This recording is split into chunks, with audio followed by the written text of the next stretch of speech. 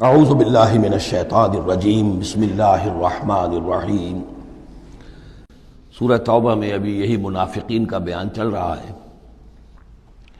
اور جب کوئی صورت نازل ہوتی ہے کہ ایمان لاؤ اللہ پر اور جہاد کرو اس کے رسول کے ساتھ مل کر، استأذنک اولو الطول منہم، تو ان میں سے جو مقدرت والے ہیں، دولت والے ہیں، وسائل رکھنے والے ہیں، وہ بھی آپ سے آ کر رخصت مانگتے ہیں۔ وقالوا ذرنا نکن مع القاعدین، اور کہتے ہیں کہ ہمیں چھوڑ دیجئے، رہنے دیجئے، ایگزمپٹ کر دیجئے، ہم یہیں بیٹھ رہنے والوں میں شامل ہو جائیں۔ رضوا بان یکونوا مع الخوالف، وہ اس پر راضی ہو گئے کہ پیچھے رہنے والی عورتوں میں شامل کر دیے جائیں، یعنی جنگ کرنا مردوں کا کام ہے، اور خواتین کو چونکہ پیچھے بچے اور خواتین ظاہر بات ہے کہ گھروں میں رہ جانے والے تھے، تو انہوں نے اپنے لیے یہ مقام پسند کیا، یہ ایک طرح کا ان پر طنز ہے۔ رضوا بان یکونوا مع الخوالف وطبع علی قلوبہم فہم لا یفقہون، تو ان کے دلوں پر مہر کر دی گئی اور اب وہ سمجھ نہیں سکتے۔ لیکن الرسول والذین آمنوا معہ، اس کے برعکس اللہ کے رسول صلی اللہ علیہ وسلم اور جو لوگ ان کے ساتھ ایمان لائے، جاہدوا باموالہم وانفسہم، انہوں نے جہاد کیا اللہ کی راہ میں، اپنے اموال سے بھی، اپنی جانوں سے بھی۔ وَأُولَٰئِکَ لَهُمُ الْخَيْرَاتُ، یہ وہ لوگ ہیں جن کے لیے بھلائیاں ہیں، خوبیاں ہیں، نیکیاں ہیں، اچھا اجر ہے۔ وَأُولَٰئِکَ هُمُ الْمُفْلِحُونَ، اور یقیناً یہی لوگ ہیں فلاح پانے والے، آخری منزل مراد کو پا لینے والے۔ فلاح کے لفظ پر انشاءاللہ تفصیلی گفتگو جو ہے وہ سورہ مومنون کے شروع میں ہوگی۔ یہ ایک بڑی اہم اصطلاح ہے قرآن کی، میں نے اب تک اس کا ترجمہ بس اسی طریقے سے اسی لفظ کے ساتھ کیا ہے۔ اعد اللہ لہم جنات تجری من تحتہا الانہار خالدین فیہا، اللہ تعالیٰ نے ان کے لیے ان باغات کو تیار کیا ہے جن کے دامن میں یا جن کے نیچے ندیاں بہتی ہوں گی، جن میں وہ ہمیشہ ہمیش رہیں گے۔ ذالک الفوز العظیم، اور یہ بہت بڑی کامیابی ہے۔ وجاء المعذرون من الاعراب لیؤذن لہم، اور آئے آپ کے پاس بہانے بنانے والے بدو بھی، مدینے کے لوگوں کا تذکرہ ہو رہا تھا، اب ظاہر بات ہے یہ نفیر عام تھی، اعلان عام تھا، تو اب جو بھی آس پاس تھے، جو دیہات میں رہنے والے مسلمان تھے، ان پر بھی یہ حکم جو ہے عائد تھا، تو اب ان میں سے بھی لوگ آئے اور رخصت طلب کرنے لگے۔ جاء المعذرون من الاعراب، اعراب اعرابیون کی جمع ہے، وہ جو لوگ بادیہ نشین بدو، لیؤذن لہم، کہ انہیں بھی اجازت دے دی جائے، انہیں بھی رخصت دے دی جائے۔ وقعد الذین کذبوا اللہ ورسولہ، اور بیٹھ رہے وہ لوگ جنہوں نے کہ جھوٹ کہا تھا اللہ سے اور اس کے رسول سے، وعدے جو کیے تھے وہ جھوٹ نکلے، یا یہ کہ جو عذر کر رہے وہ جھوٹا ہے۔ سیصیب الذین کفروا منہم عذاب علیم، ان قریب ان میں سے جو لوگ کفر پر اڑ جائیں گے، یا جو لوگ فی الواقع کفر کی حد کو پہنچ گئے ہیں، ان کے لیے دردناک عذاب ہے۔ لیس علی الضعفاء، کمزوروں کا معاملہ یہ نہیں ہے، ان پر کوئی ذمہ داری نہیں ہے، کوئی ملامت نہیں ہے، ضعیف ہوں، ولا علی المرضى، نہ ہی بیماروں پر، ولا علی الذین لا یجدون ما ينفقون، نہ ہی ان پر کہ جن کے پاس کچھ خرچ کرنے کے لیے نہیں ہے۔ آخر اتنا لمبا سفر کرنا ہے، تبوک تک جانا ہے، کوئی سواری چاہیے، 4 آدمیوں پر ایک اونٹ ہو، کچھ تو ہو، کہیں تو کچھ نہ کچھ تو ان کو سہارا ملے، ان کے پاس سامان نہیں ہے، پیسہ نہیں ہے۔ لا یجدون ما ينفقون، تو جو لوگ اپنے پاس کوئی اس کی مقدرت نہیں رکھتے اور ساز و سامان نہیں رکھتے، تو ان پر حرج نہیں ہے۔ لیسا علی الضعفاء حرج، یہ لیسا کے بعد جو ہے حرج یہاں آیا ہے، ان پر کوئی گناہ نہیں ہے، کوئی الزام نہیں ہے، کوئی ملامت نہیں ہے۔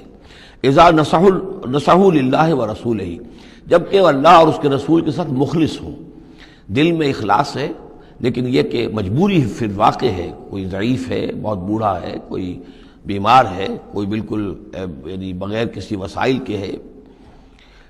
ما علی المحسنین من سبیل، ایسے جو محسن لوگ ہیں، جو جن کا دین جو ہے وہ یعنی درجہ احسان کو پہنچا ہوا ہو، ان کے لیے کوئی ملامت نہیں، ان کے اوپر کوئی گرفت نہیں۔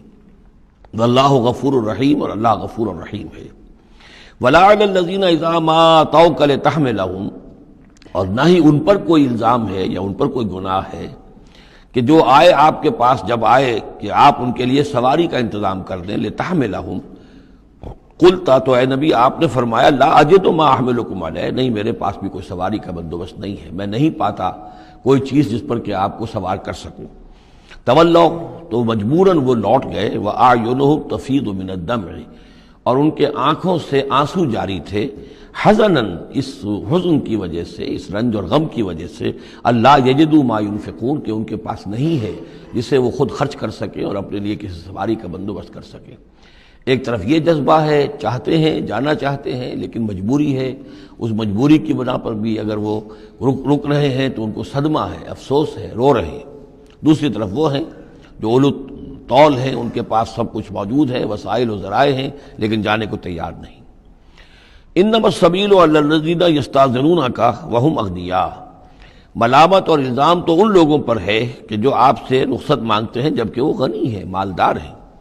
رضوا بأن یکونوا مع الخوالف، وہ راضی ہو گئے اس پر کہ وہ پیچھے رہنے والی خواتین ہی کے ساتھ ہو جائیں۔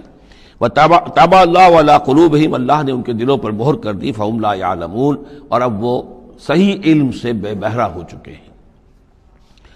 یعتذرون الیکم اذا رجعتم الیہم، اب یعتذرون چونکہ یہ فعل مضارع ہے تو یہ بھی ہو سکتا ہے کہ کر رہے ہیں ترجمہ ہو کہ وہ اب بہانے بنا رہے ہیں یا عذر پیش کر رہے ہیں، اور یہ بھی کہ کریں گے۔ تو اس اعتبار سے یہ آیات یہ بھی ممکن ہے کہ اثناء سفر میں، واپسی کا جو سفر ہے تبوک سے، اس میں نازل ہوئی ہوں، اور یہاں پھر ہم مستقبل کے حوالے سے اس کا ترجمہ کریں گے۔ اور یہ بھی ہو سکتا ہے کہ مدینے واپس تشریف لانے کے بعد یہ آیات نازل ہوئی ہوں، تو اب حال میں اس کا ترجمہ ہوگا۔ بہانے بنائیں گے وہ لوگ کہ جن کی طرف کہ تم جاؤ گے لوٹ کر، یا بہانے بنا رہے ہیں تمہارے پاس آ کر وہ لوگ کہ جن کے پاس تم آ گئے ہو لوٹ کر، یہ دونوں ترجمے ممکن ہیں۔ قل لا تعتذروا، کہہ دیجئے یا کہہ دیجئے گا کہ اب بہانے مت بناؤ، کوئی عذر مت تراشو، کوئی لیم ایکسکیوزز پیش نہ کرو، لن نؤمن لکم، اب ہم تمہاری بات نہیں مانیں گے۔ قد نبأنا اللہ من اخبارکم، اللہ تعالیٰ نے ہمیں تمہاری خبروں سے پورے طور پر مطلع کر دیا ہے۔ پہلے تو معاملہ یہ تھا تبوک پر جانے سے قبل حضور کا معاملہ کہ وہ اپنی شرافت اور اپنی مروت کے اندر جس نے آ کر جو بات کہی تسلیم کر لی۔ اب چونکہ اس دوران میں یہ ساری آیات اتر چکی ہیں اور اللہ تعالیٰ نے جو کچھ ان کے اندر تھا چھپا ہوا وہ بھی کھول کر بیان کر دیا ہے، تو کہہ دیا گیا کہ اب آپ ڈنکے کی چوٹ کہہ دیجئے، لن نؤمن لکم، اب ہم تمہاری بات نہیں مانیں گے۔ قد نبأنا اللہ من اخبارکم، اللہ تعالیٰ نے تمہاری اخبار پر، تمہاری خبروں پر، تمہاری کیفیات پر ہمیں مطلع کر دیا ہے۔ وَسَيَرَ اللَّهُ عَمَلَكُمْ وَرَسُولُهُ، اب عنقریب مستقبل میں اللہ تعالیٰ تمہارے عمل کو دیکھے گا اور اس کا رسول بھی دیکھیں گے صلی اللہ علیہ وسلم، یعنی آئندہ اب تمہارا کیا ایٹیچیوڈ رہتا ہے۔ ثُمَّ تُرَدُّونَ إِلَىٰ عَالِمِ الْغَيْبِ وَالشَّهَادَةِ، پھر تمہیں لوٹا دیا جائے گا اس ہستی کی طرف جو کھلے اور چھپے کی جاننے والی ہے۔ فَيُنَبِّئُكُم بِمَا كُنتُمْ تَعْمَلُونَ، تو پھر وہ تمہیں جتلا دے گا جو کچھ کہ تم کرتے رہے تھے۔ سَيَحْلِفُونَ بِاللَّهِ لَكُمْ إِذَا انقلبتم، یہ یقیناً قسمیں کھا کھا کر، حلف اٹھا کر اللہ کا کہیں گے جبکہ تم ان کی طرف لوٹ جاؤ گے یا آ گئے ہو، الیہم لتعرضوا عنہم، تاکہ آپ اعراض کریں، تاکہ مسلمانوں ان کو چھوڑ دیں، ان سے کوئی باز پرس نہ کریں، انہیں کوئی صدا نہ دیں، اعراض کریں۔ فاعرضوا عنہم، ٹھیک ہے ان سے اعراض کرو، ان سے آپ توجہ جو ہے پھیر لیجئے۔ انہم رجس، یقیناً یہ لوگ ناپاک ہیں۔ وماواہم جہنم، اور ان کا ٹھکانہ آگ ہے۔ جزاء بما کانوا یکسبون، بدلہ اس کا جو یہ کمائی انہوں نے کی ہے۔ یحلفون لکم لترضوا عنہم، یہ جو قسمیں کھا رہے ہیں مسلمانوں تمہارے پاس آ کر، اس لیے تاکہ تمہیں راضی کر لیں، تم ان سے راضی ہو جاؤ۔ اس لیے کہ ظاہر بات ہے کہ ایک معاشرہ تھا، مدینے میں رہتے تھے، ان کے بھائی بند تھے، ان کے دوست تھے، احباب تھے، اوس اور خزرج کے اندر رشتہ داریاں تھیں، تو اب بالکل آؤٹ کاسٹ ہو جانا معاشرے میں، تو ظاہر بات ہے کہ وہ پھر کوشش کرتے تھے کہ سارے مسلمان ہم سے بدظن نہ ہو جائیں، سب لوگ جو ہیں بدگمان ہو جائیں، تو ہم تو آؤٹ کاسٹ ہو جائیں گے، گویا کہ معاشرے میں اچھوت ہو جائیں گے۔ تو وہ آ کے لوگوں سے ملاقاتیں کر کر کے پھر ان کو بتاتے تھے کہ نہیں، ہمارا تو یہ عذر تھا، یہ مجبوری تھی، ہماری نیتوں پر شک نہ کرو۔ یحلفون لکم لترضوا عنہم، اے مسلمانوں یہ تمہارے سامنے قسمیں کھا کھا کر اپنے خلوص کا جو اطمینان تمہیں کرانا چاہ رہے ہیں وہ اس لیے کہ تم ان سے راضی ہو جاؤ۔ فَإِن تَرْضَوْا عَنْهُمْ فَإِنَّ اللَّهَ لَا يَرْضَىٰ عَنِ الْقَوْمِ الْفَاسِقِينَ، تو اگر تم ان سے راضی ہو بھی گئے تو اللہ تعالیٰ ان نافرمانوں سے راضی ہونے والا نہیں ہے۔ صدق اللہ العظیم۔